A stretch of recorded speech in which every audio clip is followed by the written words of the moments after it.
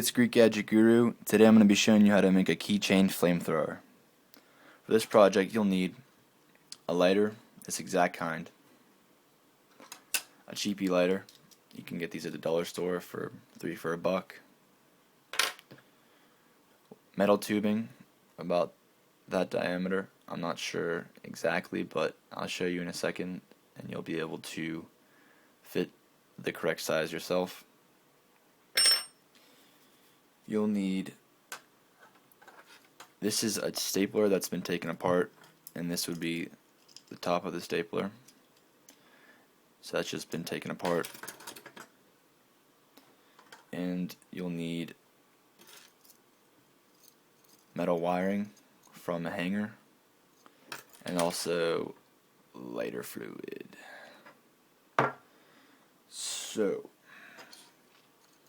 in my prototype video, I showed you how I made this, and so far I just made a few changes. There were 2 tabs here that I decided to cut off, and also I added the keychain. And if you didn't see my prototype video, this is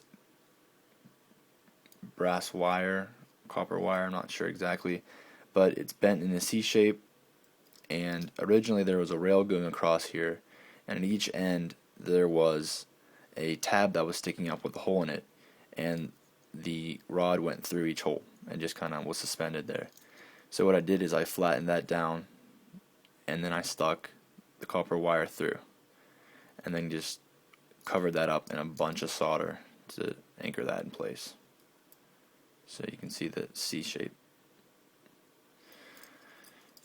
Then what I did is I've made a flint.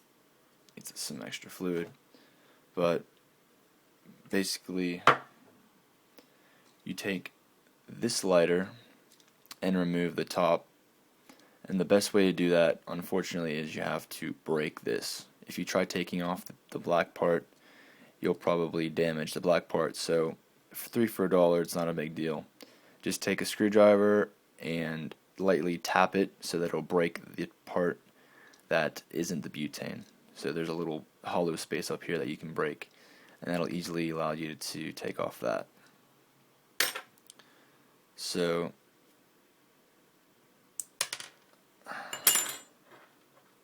this right here is basically where the metal tubing comes in. You take, I'm not sure exactly, I'd say maybe a couple centimeters worth of the tubing.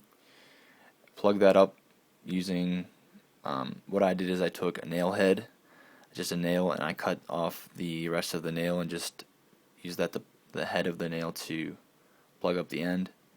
Then put some of the Zippo cotton that you put your lighter fluid in. Then just add a little bit of fluid and add a wick. So there's like a little candle. So what you do with this, you just insert it like that so that the wick is popping up through, and then right here where you see that little black part that's sticking off, that's where the spring's housed for the spark wheel, and then that just kind of fits right in there like that, and nice and tight, not going anywhere. So there's that part of the flamethrower. Then what you do is you just hook this on like that. That just kind of sits there. And then you have, this is almost empty. You can see there's a little bit of fluid in there, just to demonstrate here, because I don't want to light my desk on fire. And the last thing is, when you first take the cartridge out of the lighter, this lighter right here, you'll see that it has 2 tabs up here and 2 here. you want to cut 2 tabs that are sticking out on the bottom, opposite of this part here, and then that allows you to store it because there's extra space. Those extra tabs kind of clog up this rail, and it just kind of fits real snug in there. So that's how you'd see it's not going anywhere. And then if you flip it over, and this is when you'd be firing it, it's free to move. It'll just fall right out. So when you're firing it, you want it to be nice loose, and then tight when it's right there. So if you were shooting it, what you do, hold on to the keyring, or you can just hold it like this. I think it looks better like that. Add this, turn on the light,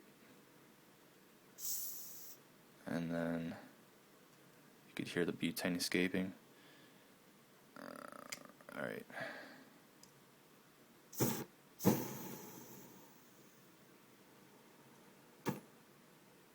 So that's basically how it works. And like I said, this butane canister was almost completely empty. So there you go.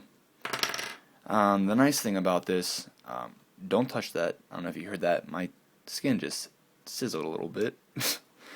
What you do is take this top part, take the canister with the thicker end and place it down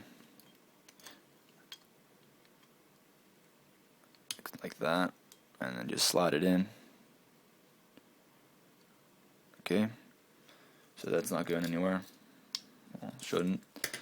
And then this part right here latches onto right there, and you got like a little kit, and it fits all nice together. Because of the positioning of the keychain, what I had to do was the C shape that I originally showed you, I ended up hooking on the keychain to that bottom C. So that just hooked that on there. And that way the butane is kept in a steady stream instead of being dispersed by that keychain. So here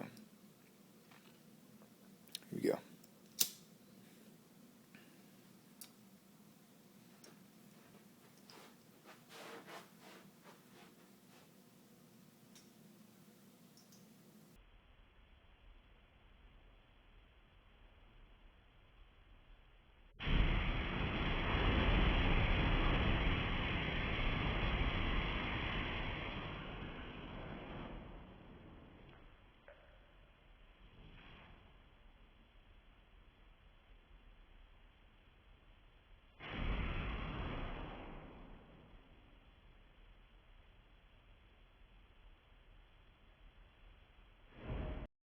If you have any questions, message me, and if you have any comments, leave them in the box below. Subscribe if you like this video, and also check out my other videos. Thanks for watching.